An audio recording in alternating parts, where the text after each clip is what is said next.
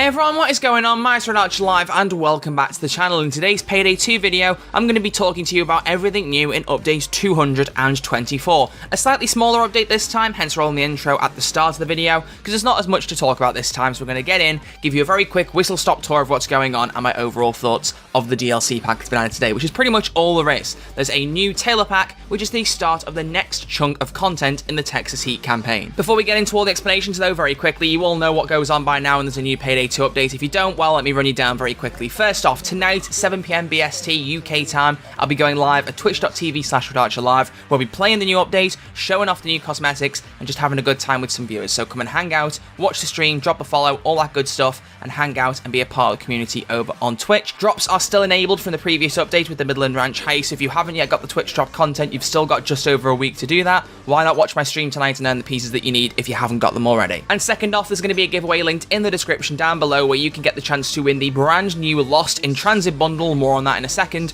which includes this DLC and 3 upcoming DLC packs. It's an even bigger bundle this time. So if you want to win it, links in the description, go and enter in as many different ways as you can. The more you enter, the better your chances of winning. The giveaway will close on Sunday at 7 PM BST, so get entering before then to get yourself in with the chance of winning one of these bundles. And of course, very quickly before we move on, I should thank Overkill for giving me early access to this DLC. As per usual, you know how it works. If there are any kind of bugs you see that don't seem like normal behavior, remember this is an early access build. I don't imagine with it being just a Tailor pack you should see anything, but if you do see any bugs in the gameplay, that's all it is. It's just an early access build. But let's get into the main chunk of the video, and there are 3 things I want to talk about: the new DLC bundle, the new DLC pack that's out today that's in this bundle, and also a change to an enemy unit, which we'll touch on a little bit later. Let's start off with the new DLC bundle. So this one is called the Lost in Transit DLC bundle. Just like the Midland bundle we've had for the last few months, this is a bundle you can buy ahead of time or at any point in the next few months, and it will contain each of the DLCs that contribute to this chunk of the Texas Heat campaign. Last time there were 3 DLCs in the bundle.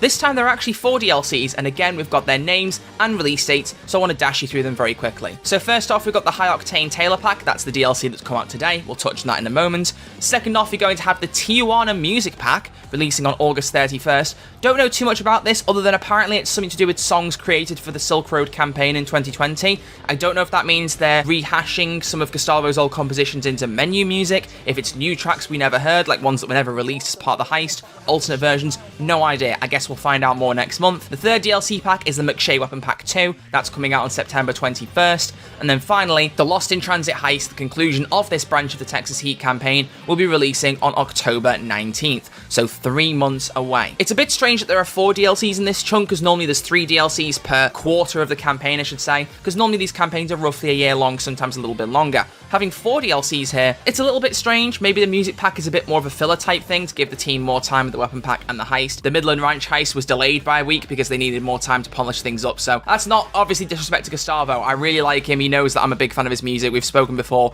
It's nothing against him. It just feels like a music pack being one of the DLCs seems like it's slid in there to give other things a bit more time to cook, but like I said, we'll find out in August what exactly is going on with that. So if you want to get access to all 4 of these DLCs, you can buy the Lost in Transit bundle on the Steam Marketplace, and it'll get you, I believe it's a 44% discount based on buying the DLCs individually. So if you want to go and do that, feel free to. Bundles will work the same way as last time though, so if you buy any of the DLCs, you won't be able to buy the bundle later on. So if you buy 1 DLC pack, the bundle will be locked off, that's it. You can still win the bundle via my giveaway, that's an exception. But if you go on the Steam store and you buy any of the DLCs as part of the bundle without buying the bundle, that will get locked off to you. But with that all out of the way, let's talk now about the DLC that was added today, the High Octane Tailor pack. So I want to just basically dash through the content here and show you what exactly has been added and give my overall thoughts on it. So we have got 2 new outfits, each with 4 variants. We've got 2 pairs of gloves, and we've got 6 masks. So let's start off with the big things, the outfits. We've got 2 outfits. We've got the Hell on Wheels outfit, and we've got the Road Rage outfit. Let's start with Hell on Wheels. So this one's more of a leather jacket number. Some of the designs have got spikes, stripes, that kind of thing. It feels a bit like it's adding a biker element to the ranch hand outfits we had last time. Within there are 4 different options. You've got the Route 66 option, which has some kind of Texas livery to it with the spikes, try and fit more with the campaign's theme and make you feel a bit more Texan, I suppose. You've then got the Fast Lane variation, which takes a pattern of a guy on a bike on the back of it. Quite a nice little design. The third one is the Black Magic variant, which it speaks for itself. It's a bit of black magic with little dots and star patterns and that kind of thing. A little bit supernaturally kind of vibes, which is pretty cool. And then finally, you've got the Bad to the Bone variation, which is probably my favourite out of the 4. Giant skull and crossbones on the back with little patterns on the lapels of the front of the jacket. Works really, really well. I'm quite a fan of it. I think that variation is quite cool. Moving on then, we've got the Road Rage outfit. This one takes a sleeveless vest and pops it over a standard t-shirt, matched with a pair of jeans and a chain accessory. So let's have a look at the different colour variations this time. First off, Reckless gives you a blue vest variant with a coffin on the back of it. Quite a cool design, I'm a fan. Screw Loose takes it to a black and white combo for the top half, which works very nicely. It's quite slick, I like the design on it. Arsonist goes red and black, so mixing up a little bit more to my kind of colours, and it works quite nicely. And finally, you've got the Royal Pain variation, which has a king insignia on the back of it, and a kind of grey, black and white camo print on the t-shirt underneath, and a black vest over the top. Works quite well. I do quite like it. And overall, it's probably the best of the 4 again. I think the last one is probably the best one of the lot for the Road Rage outfit. There's a few different colour variations here and a few different outfits that work and a few that don't. And overall, I'm not hooked on these outfits. I don't think they're quite as good as the Ranch Hand ones from the Southbound Tailor pack. I'm not sure that I'd be wearing these a ton myself personally, but I do really like some of the colour variations here. I do think some of them look very, very nice. So it's going to be personal preference, as it usually is with these kind of things. So I'd be interested to know what you think in the comments section down below. After that, we've got 2 pairs of gloves. Let's look at those very quickly. First off, we've got Chrome and Crossbones, which are a black pair of gloves with skull and crossbones on, and some weird little grey dots on the knuckles to try and add to a bit more of the skull and crossbone death vibe on the gloves. I really, really like these. You'll see them in the gameplay. I'm a big fan. I think they look quite cool, and they go well with a lot of the outfits that are already in the game. Second off, though, you have then got the red-handed pair of gloves. There's nothing really to say about these other than they are just a literal pair of red gloves. There's nothing else special to them. I'm looking at this more as this could be useful to put with other outfits. It's a nice little bit of customization. I've said this before, where sometimes the things they add don't really go well with each other in certain cases, and sometimes they'll often go better with older outfits. I could see this one going well with the Arsonist version of Road Rage, the red and black, the red gloves. I feel like that's probably what they were going for, but I feel like these red-handed gloves will probably come in handier when put with other older outfits. That's just how I'm seeing it right now, though. And then finally, in this Tailor pack, we have got 6 masks. So let's run you through each of the 6, and then I'll give you my opinions overall. So first off, we've got the Chrome Dome mask, a helmet with glasses and a face covering, just kind of giving you a full head covering mask, so you don't really see anything of your character's face if you want to wear this mask. Second off, we've got the Daredevil mask, taking a biker's helmet and putting Texas flag patterns onto it. It works really well if you're into the Texas patterns. It's not really been my biggest thing so far, but I'm not exactly an American patriot or even a Texan patriot, so I'm not really surprised that I'm not completely hooked on the Texas stuff. There'll be a lot of people out there that will be hooked on it, obviously. Third up is Funny Guy. This one is a lower face half mask, so it will cover from your nose downwards. It's almost like a neck gaiter, so like one of those face masks that will go like right round your face, round the back, and kind of go into your neck. It's one of those styles of masks, but it's got a clown grin on it with a big red nose, and honestly,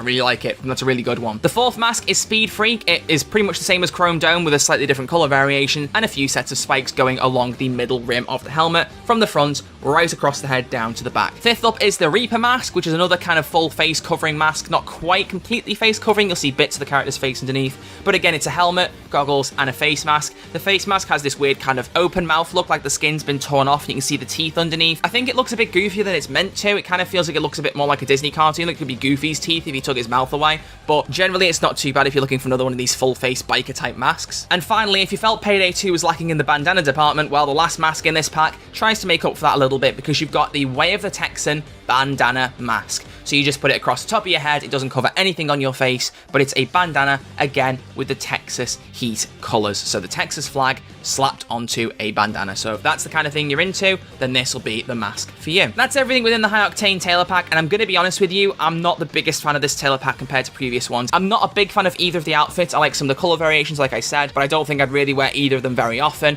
The gloves are pretty good. I like the skull and crossbones ones, and the red ones I haven't really tried out too much, but will no doubt come in handy for color combinations. But as for the masks, they're honestly hit and a miss on 5 of them, except for Funny Guy. I think Funny Guy's the only one I actually really quite like. The rest of them, I just don't feel like they work, but it gives off a certain vibe. They're designed for certain outfits and for certain people who want to go for certain looks. I'm just not fitting within that. That's all it is. I know that, so it's not exactly like they're bad. They just don't stick out to me personally. But the problem with tailor packs like this is, if I say it's disappointing, it's not necessarily because the outfits are poorly made or things don't work very well. It's more down to the fact that it just doesn't appeal to me. Outfit packs are very subjective. I feel like some people will love the outfits and some people won't. And I think personally myself, I'm just not really feeling these ones quite as much. But you can all let me know down in the comment section below if I'm crazy for thinking that, and if you really like the outfits. Please do give me your thoughts. I would like to know. So finally, the only other thing I need to touch on is a change to the ZEAL Marksman, a unit that you face on death sentence. In response to Midland Ranch's addition of the US Martial Sharpshooter enemy type, the ZEAL Marksman has been changed to now employ semi-auto rifles with armor-piercing rounds, which will deal low damage but at a faster rate of fire. And ZEAL Marksman will also replace heavy rifle units in holdout and crime spree missions with damage that no longer scales based on wave